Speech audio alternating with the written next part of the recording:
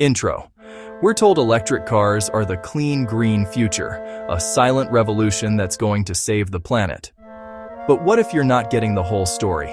What if the biggest selling point for EVs is built on a foundation that's showing its age?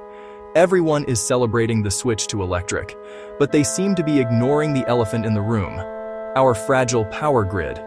In this video, we're going to unpack the massive, multi-trillion-dollar challenge that threatens to make electricity more expensive for everyone. This is the part of the EV future that you're not being told. The utopian premise. Let's be clear. The idea of an all-electric future sounds incredible. Gleaming, quiet cars gliding through our cities, no more tailpipe emissions choking the air, and no more dependency on volatile oil markets. Politicians and car companies are tripping over themselves to sell us this vision. They show us commercials of EVs climbing majestic mountains and families happily plugging in their cars overnight. And the numbers look good. We see headlines celebrating record-breaking EV sales, which have exploded in recent years. They tout this as undeniable progress, a huge step in fighting climate change. And the benefits are real. Studies show that even with today's power grid, EVs cut life-cycle greenhouse gas emissions by over 60% compared to gasoline cars and measurably reduce air pollution in our cities. On the surface, who can argue with that? It feels good. It feels like we're finally doing something right. But in the rush to celebrate, we've been encouraged to overlook a colossal challenge hiding in plain sight. We've been so focused on the cars themselves that we've forgotten to ask the most important question. Where does all that electricity actually come from? And more importantly, how does it get to the car? The truth is, the dream of an EV in every driveway is on a collision course with the cold, hard reality of our aging, neglected, and fundamentally unprepared electrical grid. The elephant in the room, our fragile power grid. Think of the power grid like the plumbing in an old house. For 50 years, it's done its job. It gets water to your faucets and takes waste away. It's not pretty, but it works. Now, imagine you suddenly decide to install an industrial-strength fire hose in every room of that house, and you plan to turn them all on at once. What do you think would happen? The pipes would burst, the pressure would drop to nothing, the whole system would fail. That fire hose is the electric vehicle, and that old house is our national power grid. This isn't just an exaggeration. The American Society of Civil Engineers recently gave the U.S. energy infrastructure a D+ grade. That's barely passing. Our grid is a relic. Much of it was built decades ago, with some transmission lines and transformers running well past their intended lifespan. We're talking about critical components that are 50, 60, even 70 years old. The Department of Energy itself says our grid is aging and simply wasn't designed for the demands of the 21st century. We already see the symptoms of this decay. The US has one of the highest rates of power outages in the developed world. We see it in the rolling blackouts in California during a heat wave or when a winter storm in Texas causes a system collapse. Our grid is already fragile and pushed to its limits. Now, into this strained system, we're about to plug in a massive new source of demand. By 2030, EVs in the US are expected to need an additional 185 terawatt-hours of electricity. That's like adding the entire annual power consumption of a state like Ohio, and by 2035, that demand could surge to over 700 terawatt-hours. To make matters worse, this isn't the only new demand. Power-hungry AI data centers are on track to consume nearly 10% of the nation's electricity by 2030. It's a perfect storm of unprecedented energy consumption. So, do you really believe our grid, with its D+ grade and 70-year-old parts, can handle all that?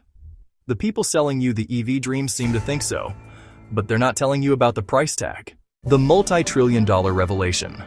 This is the part of the conversation that gets awkwardly quiet. This isn't about a few $billion for new charging stations. This isn't about a fundamental ground-up rebuild of our entire energy infrastructure, and the cost is absolutely staggering.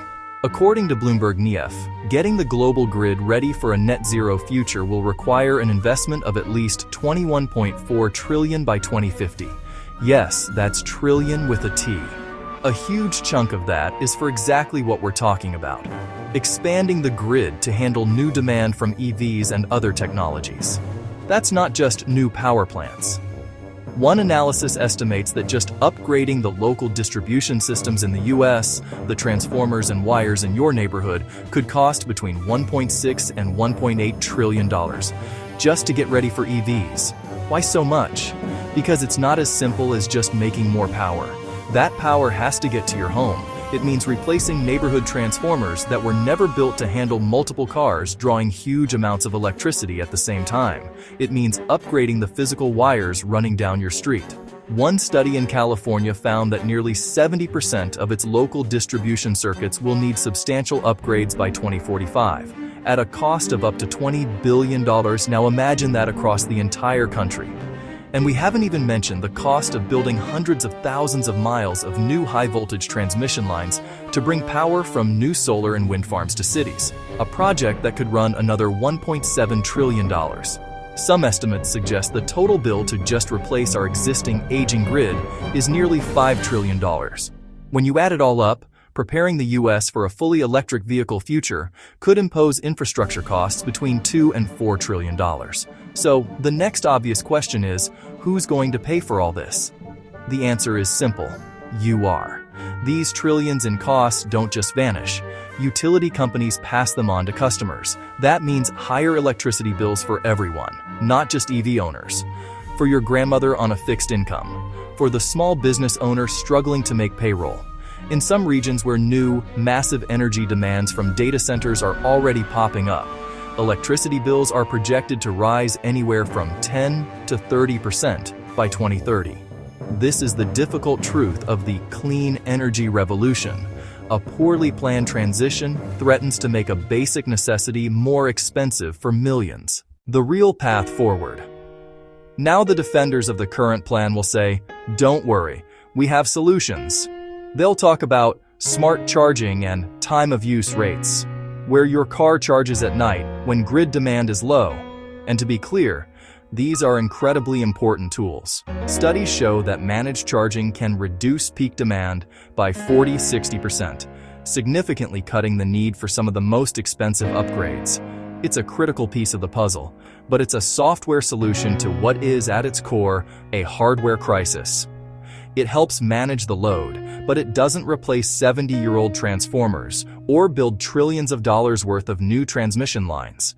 It's an essential tactic, not a total strategy. They'll also point to government programs like the Bipartisan Infrastructure Law. It allocates around $13 billion for grid modernization and resilience, and new tax credits are helping to spur private investment. That's a serious down payment, but when we're talking about a problem measured in the trillions, it's just that, a down payment. So here's the truth they are not telling you. It's not that electric cars are a bad idea. The technology is amazing, and their environmental benefits are real. The problem is the incomplete story. The story that we can seamlessly add millions of these high-demand machines to a system that is already old and underfunded, without any consequences. The problem is the refusal to have an honest conversation with the public about the true cost and the monumental engineering challenge that stands between us and this promised electric utopia. They are selling you the shiny new car, but conveniently forgetting to mention that the roads to the future haven't been built yet, and the bill is coming due. The all-electric future is one of the greatest infrastructure challenges of our time. The next time you hear a politician promise a seamless, all-electric future, remember the D+ grade, the aging wires, and ask them, what's the real plan, and who is going to pay for it? If you're tired of being told only half the story, share this video. Let's get this conversation started. The more people who understand the real challenges we face, the better our chances of actually solving them in a smart, affordable way. Subscribe for more videos that give you the full picture, not just the talking points. And let me know in the comments, do you think our grid is ready? What are you seeing in your own community? Thanks for watching.